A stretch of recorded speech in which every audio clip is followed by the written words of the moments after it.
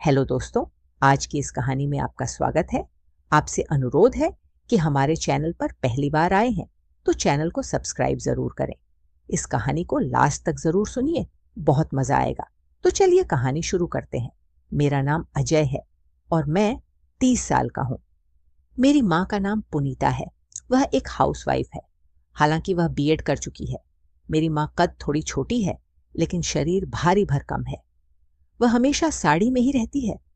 मैंने कभी उन्हें साड़ी के अलावा कुछ और पहने नहीं देखा था, लेकिन जिस रात यह घटना हुई उसके बाद से मेरी और माँ की जिंदगी बदल गई। ये घटना तब की है जब मैं 24 साल का था। उस दिन पिताजी को हार्ट अटैक आया और उन्हें अस्पताल में भर्ती करना पड़ा। तब मेरी पीजी पूरी हो चुकी थी और मैं नौकरी की तलाश में था, इसलिए घर पर ही रहता था। माँ भी बीएड करने के बाद भी जॉब न करके वह हाउसवाइफ ही बनी रही।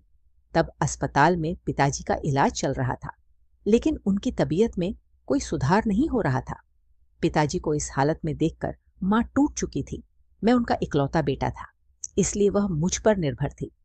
पिताजी का खराब तबीयत का खबर सुनकर मेरी मौसी और मामा भी तुरंत अस्पताल पहुंच गए थे। सभी अपनी अपनी तरह से मदद कर रहे थे। 4-5 दिन बाद डॉक्टर ने वह बात कह दिया जिसका हमें डर था। डॉक्टर ने कहा कि अब पिताजी को बचाना मुश्किल है। यह सुनते ही मां बेहोश हो गई। मैं उनके पास था, इसलिए संभाल लिया। पिताजी अब वेंटिलेटर पर थे। जब तक वेंटिलेटर चल रहा था तब तक ही उनका सांस लेना मुमकिन था। तब मैं और मां पिताजी से आखिरी बार मिलने आईसीयू में गए। मां अब थोड़ी संभल गई थी। उन्होंने रोते हुए पिताजी को गले लगाया।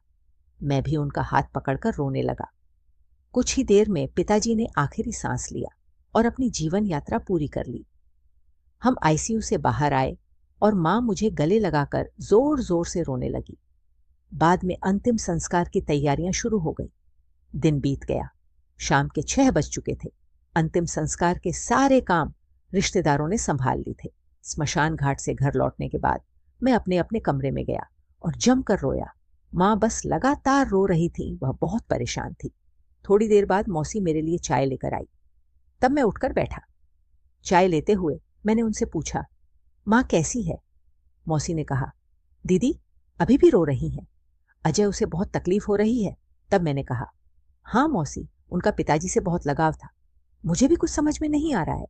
मौसी ने कहा, मैं समझ सकती हूँ अजय, लेकिन अब दीदी को तुम्हारा सहारा चाहिए। इस उम्र में वह पूरी तरह तुम पर ही निर्भर है। इतना कहकर मौसी चली गई। तब मैं सोचने लगा कि अब इस घर का जिम्मा मेरा ही है। मेरे मन में नौकरी और आगे के जीवन को लेकर कई विचार आने लगे। मुझे जल्द से जल्द नौकरी ढूंढनी होगी और खुद को जिम्मेवार बनाना होगा, क्योंकि पापा की पेंशन पर हम कब तक रह सकते थे। इन सब विचारों से मेरा सिर भारी हो रहा था। मैं अपने कमरे की बालकनी में जाकर खड़ा हो गया ताकि कुछ ताज़ा हवा मिल सके। इससे थोड़ा बेहतर महसूस हुआ। लिविंग रूम में माँ और मौसी बैठी थी, रिश्तेदारों से मिल रही थी। कुछ कुछ देर बाद रिश्तेदारों की भीड़ कम हो गई। मौसी मेरे कमरे में आकर बोली, मैं खाना लगाती हूँ, तब तक तुम माँ के पास बैठो। मैंने हाँ कहा और माँ के पास जाकर बैठ गया। मुझे देखकर माँ मेरे गले लगकर फिर रोने लगी। मैंने उन्हें गले लगाकर चुप कराने की कोशिश किया। मेरी माँ गोरे रंग की थी। इतना रोने की वजह से उनके गाल लाल हो गए थे। उनकी आंखें भी थकी हुई थी। वह मुझसे लिपट कर रोती जा रही थी। मैंने उनसे कहा, माँ अब मत रो, जो होना था वह हो गया। अब मैं हूं ना तुम्हारे साथ, मैं सब संभाल लूंगा। माँ ने कहा, हाँ बेटा, तुम्हें देखकर ही अब दिन काट रही हूं। तुम्हें देखती हूं तो उनकी याद आ जाती है। यह कहकर माँ और जोर से रोने लगी। इतने में मौसी बाहर आई और माँ से बोली, दीदी थोड़ा खाना खा लो, 2 निवाले खा लोगी तो थोड़ा अच्छा लगेगा। माँ ने हाँ कहा। मौसी बोली, तुम रसोई में चलो, मैं मदद करती हूँ, तुम्हें बहुत कमजोरी आ गई है। माँ बोली, किचन में जाकर देख, मैं आकर मदद करती हूँ। यह कहकर मौसी रसोई में चली गई। मैंने माँ का हाथ पकड़ा और सहारा देकर उन्हें उनके और पिताजी के कमरे में ले गया। फिर माँ बाथरूम में जाकर फ्रफश होकर आई। अब उनका चेहरा थोड़ा ठीक लगने लगा था। दिन भर की भागदौड़ में उनकी साड़ी अस्त व्यस्त हो गई थी। मैंने पहली बार माँ को इस तरह देखा था। मुझे अनजाने में अजीब लगने लगा। इतने में माँ ने कहा, अजय बेटा, क्या तुम मेरी थोड़ी मदद करोगे? मैं साड़ी बदलना चाहती हूँ, बहुत कमजोरी लग रही है। मैंने कहा, हाँ माँ, मैं हूं ना, बताऊं क्या मदद करूं? माँ बोली, पहले दरवाजा बंद कर दो और अलमारी में से वह सफेद साड़ी निकाल दो। तब दरवाजे के पास खड़ा होकर मैंने कहा, ठीक है माँ, मैं देता हूं, तुम बस यहां बैठो। फिर मैं दरवाजा बंद करके पीले रंग का छोटा बल्ब जलाया और अलमारी से सफेद साड़ी ढूंढने लगा। जैसे ही मुझे साड़ी मिली, मैंने उसे माँ को देने के लिए पीछे मुड़कर देखा, लेकिन पीछे मुड़ते ही जो देखा उससे मैं चौंक गया। माँ मेरी ओर पीठ करके खड़ी थी। मुझे समझ नहीं आया कि क्या कहूं। मैंने जल्दी से साड़ी माँ को दिया और उनसे पीठ फिर कर खड़ा हो गया। इस बीच मेरे मन में अलग अलग तरह के ख्याल उमड़ने लगे। तभी माँ ने कहा, अजय बेटा, एक और काम करोगे? अलमारी में पीले रंग की मेरी साड़ी रखी है, वह दे दो। यह सुनकर मैं हैरान रह गया, लेकिन खुद को संभालते हुए मैंने कहा, हाँ माँ, और पीले साड़ी ढूंढने लगा। फाइनली फोल्ड की गई पीले साड़ी मुझे मिल गई। उसे खोलकर देखा तो उसका डिजाइन देखकर मैं बहुत चक्का रह गया। तभी माँ ने पूछा, साड़ी मिली क्या? अजय बेटा, मैंने कहा, हाँ मिल गई। तब साड़ी माँ को देने के लिए मुड़ा तो देखा माँ अब भी पीठ करके खड़ी थी। मैं हक्का बक्का रह गया, लेकिन खुद को शांत रखते हुए साड़ी उन्हें दे दिया। डीम पीले बल्ब की रोशनी में जो देखा वह कोई विश्वास करने लायक चीज नहीं थी। तैयार होने के बाद माँ बोली, अजय बेटा, तुम भी जल्दी तैयार हो जाओ, मैं यही इंतजार करती हूँ। मैं फ्रेश होने के लिए बाथरूम की ओर बढ़ा। माँ ने कहा, मेरे कपड़े बाथरूम में रख देना। मैंने हामी भर दिया और फिर उन्होंने एक साड़ी दिया।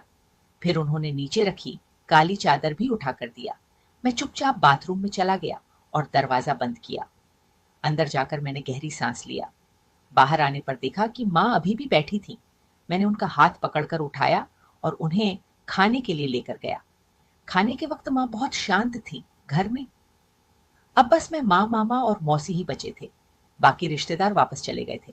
खाने के बाद मौसी ने मुझसे पूछा, अजय, सोने की व्यवस्था कैसे करनी है? मैंने कहा, मौसी, आज मैं माँ के पास सो जाऊंगा। वह पहले से ही परेशान है। वैसे भी तुम्हें सुबह जल्दी उठना होगा, तो तुम मेरी रूम में सो जाओ। मौसी, हम लिविंग रूम में सो जाएंगे, मौसी ने कहा। ठीक है, ऐसा ही कर लेते हैं। रात में कुछ चाहिए तो बता देना। मौसी ने किचन का काम निपटाया और मेरी रूम लिविंग रूम में बिस्तर लगाकर चली गई। मैं बेडरूम में गया तो देखा कि माँ वहां नहीं थी। मैंने दरवाजा बंद किया और कपड़े बदलने लगा। जैसे ही मैंने शर्ट और जीन्स उतारी और नाइट ड्रेस ढूंढने लगा, तभी बेडरूम की लाइट जली। पीछे मुड़कर देखा तो माँ अंदर आ चुकी थी। उन्होंने चुपचाप लाइट जलाई थी। मैंने माहौल हल्का करने के लिए पूछा, माँ, मैं नीचे सो जाऊं? तुम आराम से सो जाना, माँ बोली। अजय, मुझे नहीं लगता कि आज नींद आएगी, तुम यहीं मेरे पास सो जाओ। फिर मैंने पंखा चलाया और देखा कि बेडरूम में सिर्फ एक ही कंबल है। मैंने कहा, माँ, मैं अपने कमरे से कंबल ले आता हूँ। माँ ने कहा, अजय, मौसी सो चुकी होंगी, आज के लिए यही कंबल ठीक है।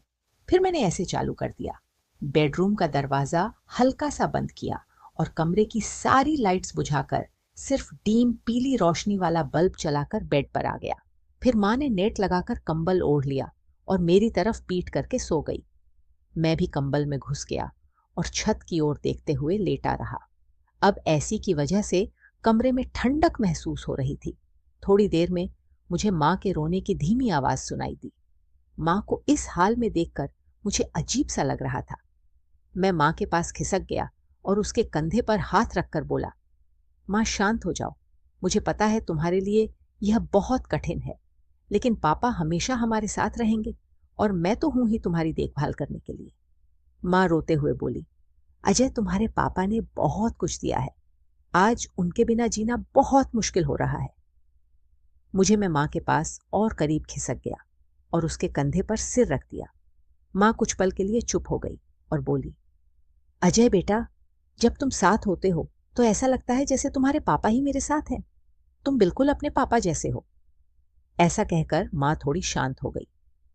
मैं भी फिर से छत की तरफ देखने लगा। अब मेरे दिमाग से एक एक करके विचार निकलने लगे थे। तभी अचानक मुझे कुछ याद आया और ना चाहते हुए भी मन में बुरे ख्याल आने लगे। यह सब मेरे दिमाग में घूमने लगा। तभी माँ ने पूछा, अजय बेटा, तुम्हें नींद आ रही है? मैंने कहा, नहीं माँ, क्यों, क्या हुआ? माँ बोली, कुछ नहीं रे, मुझे नींद नहीं आ रही है। थोड़ा डर लग रहा था और थोड़ी ठंड भी लग रही है। एक काम करोगे मेरे लिए? मैंने कहा। घबराओ मत माँ, मैं हूं ना। बताऊं क्या चाहिए? माँ बोली, थोड़ा मेरे पास सरक कर सोगे? मैंने कहा, हाँ चलो, और माँ के पास खिसक गया। माँ ने मेरा हाथ पकड़कर अपने ऊपर ले लिया। थोड़ी देर बाद मैंने माँ से कहा, माँ, तुम्हें याद है जब मैं छोटा था तो सोते वक्त पांव फैलाकर सोने की आदत थी। तुम कितनी बार मेरी वह आदत छुड़ाने की कोशिश की, लेकिन मैं नहीं माना। माँ हंसते हुए बोली, तुम मेरी कभी नहीं सुनते थे, लेकिन पापा कहते थे तो तुम मान जाते थे, और कुछ दिनों बाद फिर वही आदत। मैंने भी फिर अपने बचपन की बातें बताकर उसे खुश करने की कोशिश किया, ताकि उसका दुख थोड़ा हल्का हो जाए। हम दोनों बात कर रहे थे कि अचानक माँ बोली, अजय बेटा, तुम्हारी पांव फैलाकर सोने की आदत छूट गई, या अब भी है? मैंने कहा, पूरी तरह से तो नहीं गई, लेकिन अब भी थोड़ी बहुत है। माँ बोली, मुझे पता था कोई बात नहीं, मेरे लिए तो तुम अभी भी मेरे बच्चे हो। अगर तुम्हें अच्छा लगे तो वैसे ही सो सकते हो। ऐसा कहकर माँ ने मेरे सिर पर हाथ फेरा।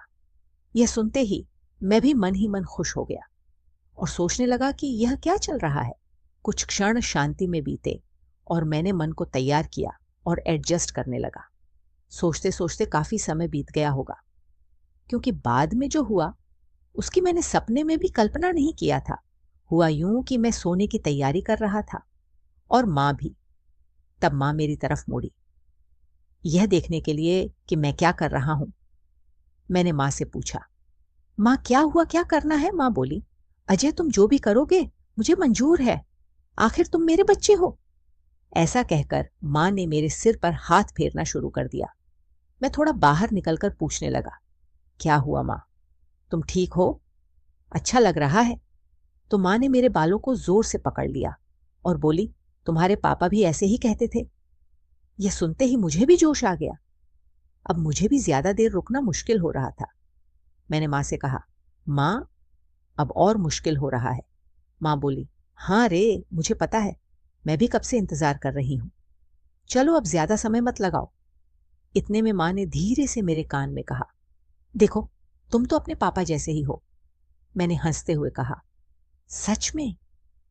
मैंने माँ से कहा, माँ, सच बताऊं, मुझे नहीं पता था कि तुम इसके लिए खुश होगी। यह सुनकर माँ बोली, देखो, यह सब तुम्हारे पापा की याद में होगा। मैंने हमेशा तुम्हारे पापा को तुम्हारे अंदर देखा है, लेकिन मुझे भी अंदाजा नहीं था कि आज ऐसे कठिन समय में हम बात करेंगे। और सच में मैं भाग्यशाली हूं कि मुझे तुम्हारे जैसा बच्चा मिला। मुझे चिंता हो रही थी कि इनके बाद अब मेरी देखभाल कौन करेगा। ऐसा कहते हुए माँ की आंखें भर आईं। मैंने फिर से उसे सांत्वना देते हुए कहा, माँ देखो, यह केवल तुम्हारा दुख नहीं है। अब तुम्हें चिंता करने की कोई जरूरत नहीं है। मैं तुम्हें कभी अकेला नहीं छोड़ूंगा। अब माँ मेरे कंधे पर सिर रखकर रो रही थी। मैंने उसके आंसू पूंछते हुए कहा, माँ, मुझे पता है पापा ने हमें कभी किसी चीज की कमी नहीं होने दी, लेकिन अगर कभी तुम्हें कुछ चाहिए तो बिना किसी हिचकिचाहट के मुझसे कह देना। अब हम दोनों के बीच किसी भी बात को छिपाने का कोई कारण नहीं है। ये सुनते ही माँ ने कहा, जब तुम मेरे साथ होते हो तुम मुझे पहले की तरह ही बुलाते रहो। तुम्हारे मुंह से अपना नाम सुनना अच्छा लगता है। मैंने कहा, हाँ मेरी प्यारी माँ। हम दोनों अब उठकर बैठ गए थे। माँ के चेहरे पर एक अलग ही चमक आ गई थी, जैसे वह एक बड़े तनाव से बाहर आ गई हो। चेहरा देखकर लग रहा था कि वह बहुत खुश है। तब सुबह के 3 बज चुके थे। माँ उठकर ब्रश करने लगी। मैं सोने की तैयारी ही कर रहा था। तभी माँ ने कहा, तुम्हारे साथ सोना अच्छा लगता है? मैंने हंसते हुए कहा, मुझे भी। तब हम दोनों फिर एक ही कंबल में लिपट गए और ऐसी चालू कर दिया। मुझे कब नींद आ गई पता ही नहीं चला। सुबह जब मैं जागा तो 10 बज चुके थे। मैं कमरे में अकेला था। मैंने कपड़े पहनकर ब्रश किया और बेडरूम से बाहर आया। माँ, मौसी और बाकी मेहमान चाय पी रहे थे। मुझे देखते ही माँ ने कहा, अजय उठ गया, आओ चाय लो। मैंने हाँ कहते हुए माँ से चाय लिया। तभी दरवाजे की घंटी बजी। मौसी ने जाकर दरवाज़ा खोला तो वहाँ मेरी दादी यानी पापा की माँ खड़ी थी। मेरी दादी जापान में